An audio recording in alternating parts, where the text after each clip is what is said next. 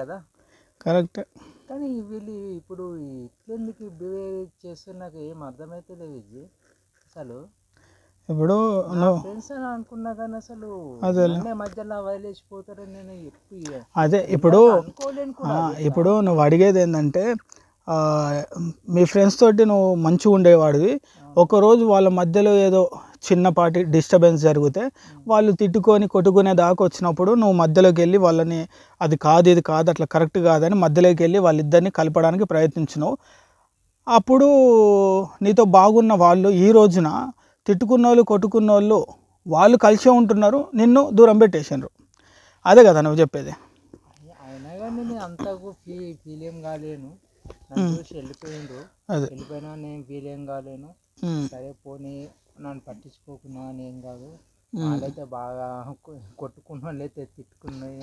ఇప్పుడు అర్థమైంది నువ్వు అనేది. కాదబ్బా ఇప్పుడు బాగున్నారులే మా ఫ్రెండ్సే కదా అని వచ్చేసిన.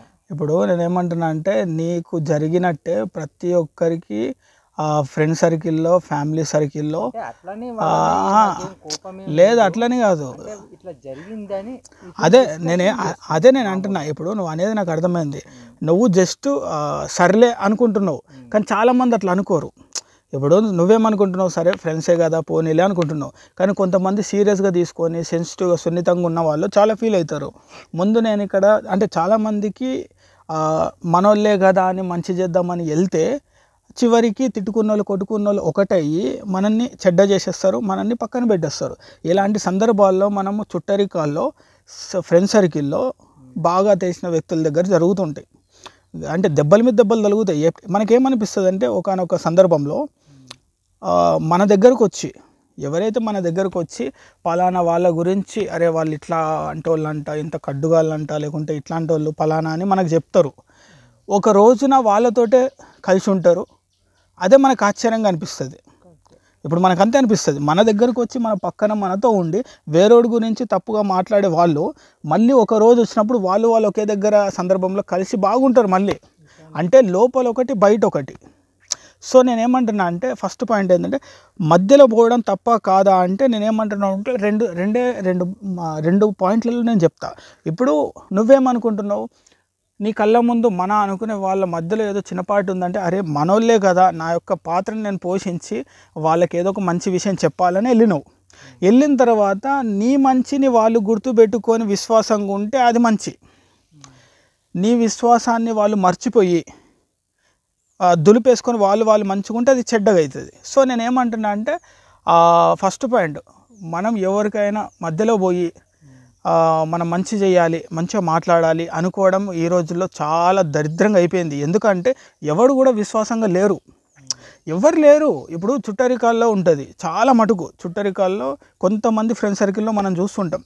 ఎట్లుంటుందంటే మన దగ్గరకు వచ్చి బండబూతులు తిడతారు, ఇష్టం ఉన్నట్టు మాట్లాడతారు. మనకు అనిపిస్తుంది అరే వాళ్ళంటే వీళ్ళకి ఇంత పగన ఇంత కోపమా ఇంత ద్వేషమా అనిపిస్తుంది. ఇక మనం ఏమనుకుంటాం అరే జిందగీలో వాళ్ళు కలుసుకోరు, అంత పగ కక్ష ఉందేమో వీళ్ళు మాట్లాడే తీరు బట్టి అని మనకు అర్థమవుతుంది.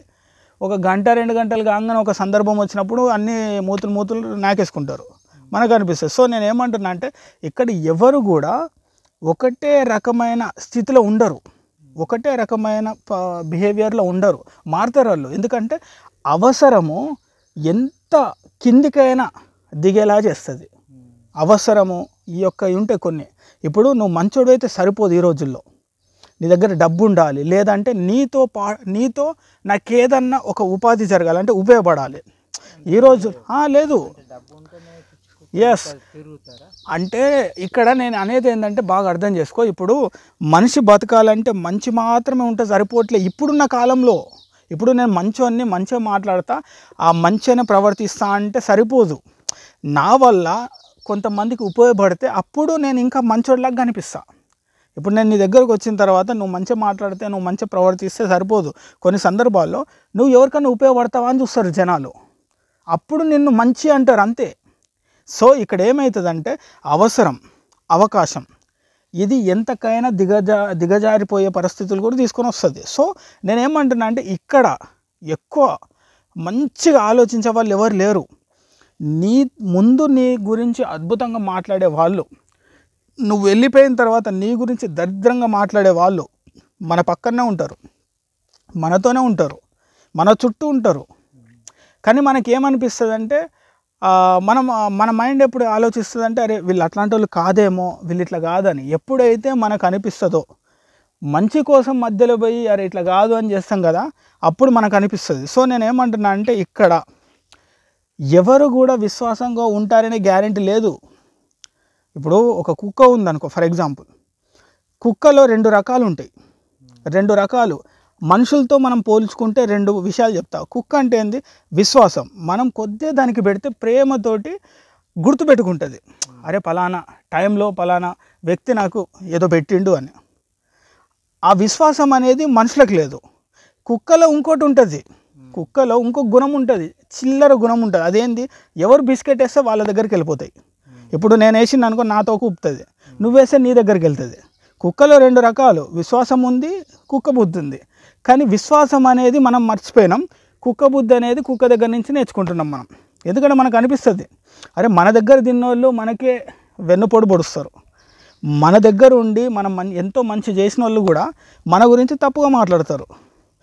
అయ్యా అయ్యా అని మన చుట్టూ తిరిగిన వాళ్ళు రేపు నాడు ఎవరినైతే తిట్టిండో వాళ్ళ ముందే తిరుగుతారు. అప్పుడు మనకు అనిపిస్తుంది ఇచ్చి ఇంత దారుణమైన స్థితిలో ఉన్నామా మనం, ఎవరిని నమ్మాలి, ఎవరు మన వాళ్ళు, ఎవరితో మనం ఉండాలి అనే విషయాలు బాగా క్లారిటీ వస్తుంది. ఎందుకంటే ఒకానొక సందర్భంలో అందరూ ఒకటైపోతారు. అరే మనకేం తక్కువ, మనం అందరితో మంచిగా ఉంటాం కదా, అందరితో మంచిగా మాట్లాడతాం కదా, వాళ్ళ దగ్గర ఉందేంది నా దగ్గర లేనిదేంది అనిపిస్తుంది. వాళ్ళ దగ్గర డబ్బు ఉంది, వాళ్ళకంటూ కొంత ప్రాపర్టీ ఉంది, నీ దగ్గర మంచితనం మాత్రమే ఉంది, మిగతావి లేవు. మంచితనంతో పాటు డబ్బు, ఇంకా బయటికి కనిపించే శరీరం పైన వేసుకునే అద్భుత రంగురంగుల బట్టలు, తిప్పుకోవడానికి ఒక అద్భుతమైన కారు, ఒక చిన్న బైక్ ఉండాలి. ఇవి ఉంటే నువ్వు కూడా నీ చుట్టూ కూడా వాళ్తాయి. ఇప్పుడు ఛాయ్ ఎంత తీయగున్నా చేదున్నా కింద పడే ఈగలు చీమలన్నీ వస్తాయి. మనిషి కూడా అంతే, మనిషి ఎట్లయినా ఉండని బయటికి కనిపించే బట్టే నీకు వాల్యూ పెరుగుతుంది. మనుషులు అంతే. ఇప్పుడు ఎంతోమంది తిట్టుకున్న వాళ్ళు కొట్టుకున్న వాళ్ళు ఎందుకు కలుస్తున్నారు? వాళ్ళకి ఏదో ఒక దాంట్లో ఉపయోగపడతారు, వీళ్ళు ఏదో రకంగా ఉపయోగపడతారు. డబ్బు పరంగా కావచ్చు, లేకుంటే దోస్తాన్ పరంగా కావచ్చు, అవసరానికే మంచి. నేను అదే అంటున్నా, ఈరోజు ఇప్పుడున్న ప్రస్తుత సమాజంలో కొట్టుకున్నా తిట్టుకున్నా ఏం సంబంధం లేదు. ఎప్పుడైనా ఎవరైనా కలుస్తారు. ఎందుకు? అవసరం అవకాశం అనే 2 ఉన్నాయి మనిషికి, నిత్య అవసరాలు. అవి ఎంతకైనా దిగజారిపోయే పరిస్థితి వస్తుంది. ఇంకో విషయం ఏంటంటే మంచితనం ఉంటే సరిపోదు, మంచితనంతో పాటు వేసుకోవడానికి అద్భుత రంగురంగుల బట్టలు ఉండాలి, మంచి పాష్గా ఆ లోపల ఏదో కుళ్ళు కుతంత్రాలు పెట్టుకున్నా స్వీట్గా మాట్లాడే గుణం ఉండాలి. మన దగ్గర అప్పు తెచ్చైనా ఒక కారు 4 ముందు తిప్పాలి, ఒక బుల్లెటో ఏదైనా తీసుకొని వెళ్ళాలి. మనము అప్పులు తీసుకొని ఎవరికన్నా పాపాలు చేయని, నష్టం చేయని, అవన్నీ కనిపించవు. బయటకు నువ్వు ఎట్లున్నా అదే చూస్తారు, దాన్ని బట్టే రెస్పెక్ట్ ఇస్తారు. కొట్టుకొని తిట్టుకొని ఈరోజు ఎవరినన్నా మనం ఫుల్ గొడవైంది ఈరోజు, రేపటి నాడు ఆయన మంచిగా ఆయన నాకు అవసరం ఉందంటే నేను వెళ్ళిపోతా. ఎందుకంటే మనిషి బుద్ధి అది, మనిషి బుద్ధి అంటే అంతే. అందుకే కుక్క బుద్ధి అంటారు. కుక్కలో విశ్వాసాన్ని మనము తీసుకోకుండా కుక్క బుద్ధి తీసుకున్నాం. ఎవరు బిస్కెట్ వేస్తే వాళ్ళతో తిరగడము, ఎవరితో అవసరం ఉంటే వాళ్ళ గురించి ఎక్కించి మాట్లాడడం, అవసరం తీరిపోయిన తర్వాత వెన్ను పొట్టు పొడవడం, ఇది ఒక మనిషి యొక్క స్థితి పరిస్థితి ఉంది. సో ఎవరైనా ఎన్ని పరిస్థితులైనా కొట్టుకున్నా తిట్టుకున్నా మళ్ళీ కలిసిపోతుంటారు. మంచోడు మాత్రము ముందు జాగ్రత్తగా ఆలోచించాలి. మన అనుకోని కొంతమంది ఉంటారు, చాలా తక్కువ మంది. వాళ్ళ కోసం నువ్వు ఎంత దూరమైన పోరాడు, ఎంత కష్టమైన పడు, ఎంత మంచి కోసమైనా నువ్వు దుంకు. కానీ అందరూ మనోళ్ళే, అందరికీ నేను మంచి చేస్తా అంటే చివరికి నిన్ను ఒక పిచ్చోడ్లా తయారు చేస్తారు. అది కూడా కళ్ళ ముందు వాళ్ళు చూపిస్తారు కూడా, నిన్ను పక్కన పెట్టేస్తారు.